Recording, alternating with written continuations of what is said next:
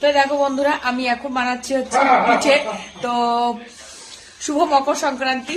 তো বানিয়েছি, দেখো এখানে দুধ পুলি বানিয়েছি, এটা চুষি পিঠা, মানে কয়েকটা বড় পিঠে বানিয়ে গুড় দিয়ে বানিয়েছি। আর চুষি পিঠেগুলো ছাড়ো, চুষি পিঠে বানিয়েছি।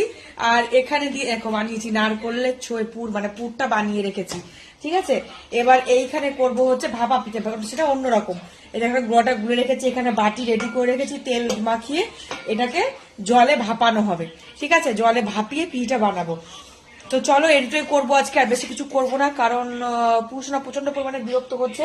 তো কে কে খাবে অবশ্যই দেবো, ঠিক আছে, চিন্তা করো না, একদম অবশ্যই দেবো। পিঠে বানাচ্ছি এখন, তোমাদেরকে খাওয়াবো। আর পুরুষরা দেখো স্ট্যান্ডটা আমার খুলে ফেলেছে, কি পরিমাণে বিরক্ত করছে পাপাকে।